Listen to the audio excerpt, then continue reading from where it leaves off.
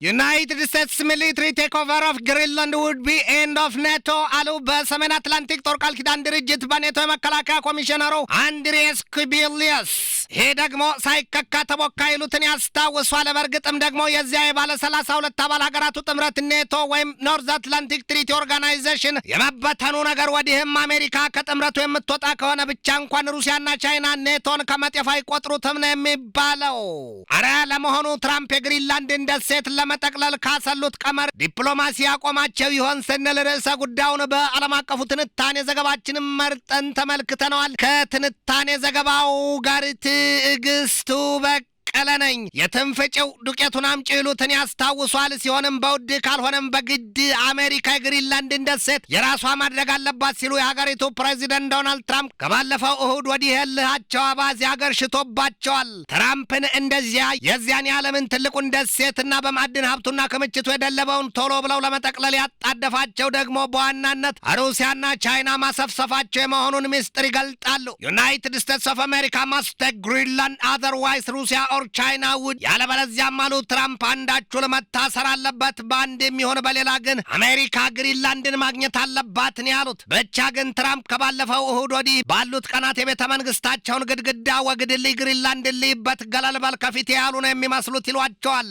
የግሪንላንድና የዳንማርክ ልዑካኖች በዚሁ ሳምንት በዋሽንግተን ከአሜሪካው የውጭ ጉዳይ ሚኒስትር ማርኮ ሩቢዮ ጋር ተገናኝተው ይመክራሉ ተብሎ ይጠበቃል። የዴንማርኳ ጠቅላይ ሚኒስትር ወይዘሮ ሜቴ ፍሬድሪክሰን ማስጠንቀቂያ በሞላው ንግግራቸው የራስ ገዙን አስተዳደር የግሪንላንድን ደሴት በኃይል የመጠቅለል ጉዳይ የምዕራባውያኑን የጦር ጥምረት ኔቶን ወይም የሰሜን አትላንቲክ ጦር ቃል ኪዳን ድርጅትን ህልውና የመጨረሻ ያደርገዋል ያሉት የዚያ የዴንማርኳ ጠቅላይ ሚኒስትር ንግግር ታዲያ በግሪንላንድ ደሴት ፖለቲከኞችም አንድ አቋም ነው የተያዘበት። የዚያ የትራምፕ የግሪንላንድን በኃይል የመጠቅለል ጉዳይ ቻይና በታይዋን ደሴት ላይ ከያዘችው የታይዋን ደሴት የመጠቅለል ነገር እየጠነከረና የሰፋ ትርጉም ያለው ሆኖም ተመንዝሯል። እንዴት ከተባለ ደግሞ የግሪንላንድ ደሴት ለዘመናት የዴንማርክ ራስ ገዝ ሆኖ ሲተዳደር የነበረ ነውና ነው። በዚህ መልኩ ከተሄደ ደግሞ ሀገራት በራስ ገዝ አስተዳደርነት የከለሏቸው ግዛቶቻቸው ነገና ከነገ ወዲያ በባለፈርጣማ ጡንቻዎቹ አካላት መነጠቃቸውን አሳስብ ይሆን ጉዳዩ?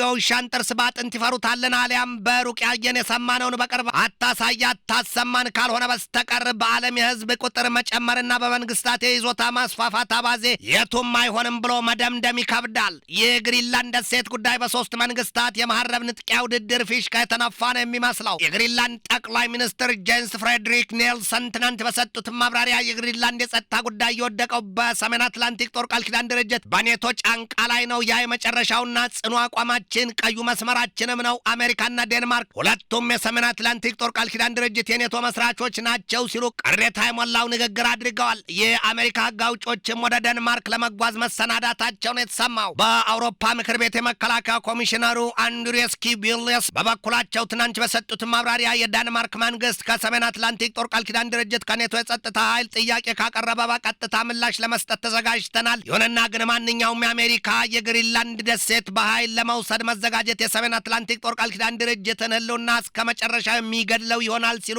በጽኑ አስጠንቅቀዋል። በስዊድን ሳሌን የጸጥታ ኮንፈረንስ ላይ ተገኝተው መልእክት ያስተላለፉት አንድሪያስ ኩቢሊየስ የዴንማርኳን ጠቅላይ ሚኒስትር ወይዘሮ ሜቴ ፍሬድሪክሰንን ሀሳብ እንደሚጋሩ ሲያሰምሩበት የዚያ መሰሉ ውሳኔ ሌላው ቀርቶ በአውሮፓኑ መካከል እንኳን ትዝብትን ፈጥሮ መፈነጃጀርን ያመጣል ሲሉ አስጠንቅቀዋል። ኩቢሊየስ ሳሉ አሜሪካ በፍጹም የግሪንላንድን ደሴት በኃይልና በወረራ ትይዛለች ብለው እንደማምኑ ገልጠው ለዚያም የሰሜን አትላንቲክ ጦር ቃል ኪዳን ድርጅት የኔቶን የመተዳደሪያ ደንብ አንቀጽ 42 ቁጥር 7 ሲጠቅሱ ከሰሜን አትላንቲክ ጦር ቃል ኪዳን ድርጅት ከኔቶ አባል ሀገራት አንደኛው ወረራ የሚፈጸምበት ከሆነ ሌሎቹ አባል ሀገራት የጸጥታ ድጋፍ የማድረግ ግዴታ አለባቸው። ያንን ተንተርሶም አሁን የሰሜን አትላንቲክ ጦር ቃል ኪዳን ድርጅት ኔቶ ከዴንማርክ ጥያቄ የሚቀርብለት ከሆነ የጦር ኃይሉን በግሪንላንድ ለማስፈር የወታደራዊ መሰረተ ልማቶችን በዚያው ለማቆምና የጦር መርከቦቹንና የአጥቂ ሰው አልባ የጦር አውሮፕላኖቹን ወይም ድሮንስ ለማስፈር ዝግጁ መሆኑንም ነው ኩቢሊየስ የገለጡት። ግን ደግሞ ጉዳዩ ሆድ ሲያቅዶሮ ማታን አሊያም ሚስት ወለዶች ሆይ ቢለው ማንን ወንድ አርጋ ይሉትን ብሂል ያስታውሷል። አሜሪካ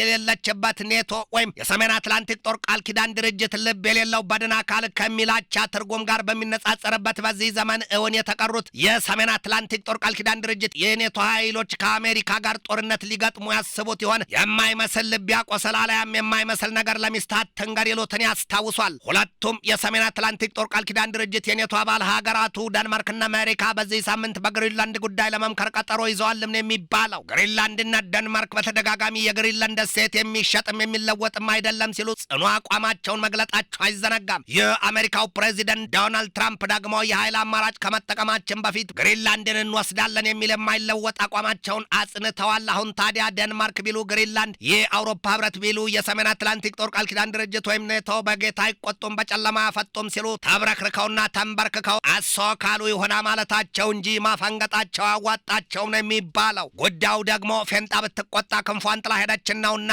አሁን ታዲያ በግሪንላንድ የሚሆነ በዩክሬን ጉዳይ ብሎ አሜሪካ ከዚያ የዓለም ግዙፉና አስፈሪው የባለ 32 አባል ሀገራት የሰሜን አትላንቲክ ጦር ቃል ኪዳን ድርጅት የኔቶ ጥምረት የምትወጣ ከሆነ በሩሲያና በቻይና ዘንድ እልል በቅምጤና ላያም በፈረስ የፈለጉት በእግር ይገኛልን ነውና ኔቶን ሩሲያና ቻይና ከምንም አይቆጥሩትም የሚል መረጃ ወጥቷል። አሜሪካ የሌለችበት የሰሜን አትላንቲክ ጦር ቃል ኪዳን ድርጅት የኔቶ በሁለቱ ሀገራት ግምት ጥርስ ከሌለው አንበሳ እንደናው ቢከፍቱት ተልባን አሊያም ውስጡን ለቄ ሲሉትን መሆኑ ነው። በዚያ ላይ ደግሞ በአርክቲክ ቀጠና የአሜሪካን የበላይነት መሻት ጉዳይ ቻይና ማጣጣሏ ተሰምቷል። ዛሬ ቻይና በግሪንላንድ ደሴት ጉዳይ ቀጥታ ይህንን ያለችው በሪጅን ሹድ ናት ቢ ትሪትድ አስ ኤ ጂኦፖለቲካል ፕራይዝ። ዋሽንግተን ደግሞ የግሪንላንድን ደሴት መቆጣጠር በሩሲያና ቻይና የመግቢያ በሩን ጨርሶ መቆለፍ መሆኑን በአጽንኦት ይገልጣል። ያንን ያስተነተነችዋ ቻይና መለስ አድርጋ ከዓለም አቀፉ ሕግና ከጋራ ጥቅም አንጻር ፍጹም የሚጋጭ አቋም ብለዋለች። ከዚያ የቻይና አቋም ሲነሳም የግሪንላንድ ደሴት ጉዳይ አባዜው እንዲህ በዋዛ የሚነቀል አይሆንም። ቻይናም ሩሲያም ዴንማርክም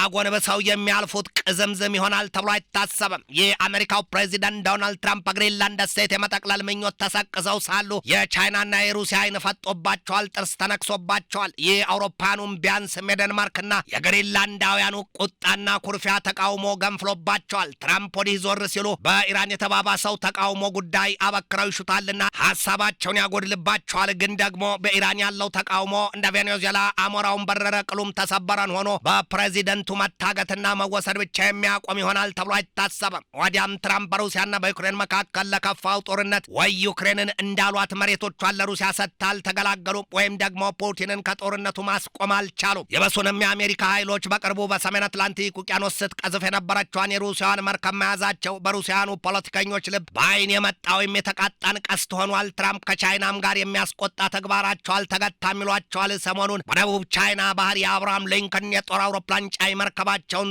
ልከው የቀጥታ ተኩስ ልምምድ ማድረጋቸው በቻይና ቤት የነገር ሰደድ እሳት ለኩሷል የሚባለው ዛሬን እንደዚህ ታይቷል። ነገና ከነገ ወዲያስ ምን ይመጣ ምን ይከተል ጥያቄ ብቻ ነው። ትንታኔ ዘገባውን ስናዘጋጅ በዋቢነት ሲቢኤስ ኒውስን፣ ኤቢሲ ኒውስን፣ ኢንዲፔንደንትን፣ ፒፕልስ ዴይሊ ኦንላይንን፣ ፖለቲካን፣ ጋልፍ ታይምስን፣ አልባባን፣ የኒሰፋቅን፣ ዘብሌዝን፣ ዋሽንግተን ታይምስና ፎክስ ኒውስን ተጠቅመናል።